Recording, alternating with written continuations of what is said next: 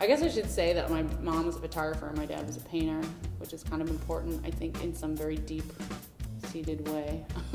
Like the averaging of their two kinds of ways of looking, I think finds its place in the work.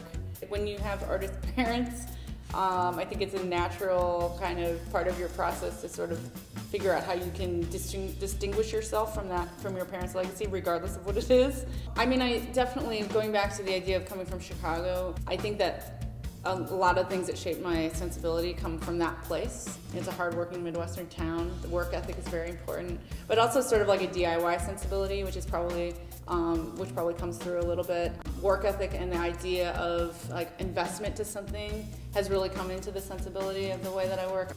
The studio is located right in the middle of downtown LA, so we're basically in this really interesting pocket between the kind of fashion district and the sushi fish distributor kind of district, and so we're just south of Little Tokyo, and we've got a lot of industry. So as far as I know, we're the only studio on the street, art studio, but there are tons and tons of fabric distributors and other kind of like very bustling industries going on the street all the time. They're a little confused about what we do in here, I think, but we've started to just sort of fall into the community as producers, just like everybody else.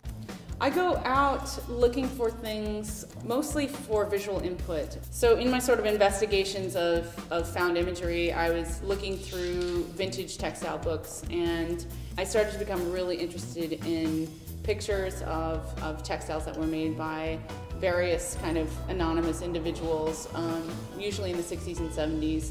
So I started to take those pictures and scan them in and manipulate them in my computer, and eventually decided to use them for a series that I've been producing for a couple of years. The process with these pieces is basically the image will be processed in the computer to reduce it to a silhouette. I'll do that by hand.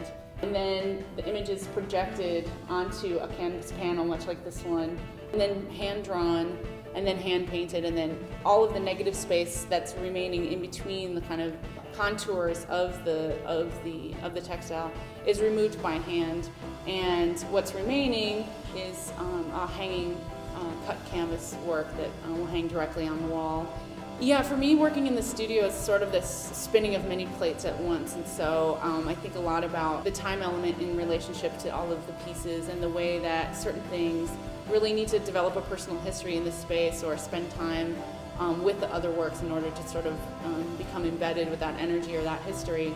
And the cut canvas pieces actually function in a really good way for me in terms of my own practice as being a work that has a very clear-cut beginning and end and a specific translation process that I like to engage in almost as a daily, like a more meditative practice.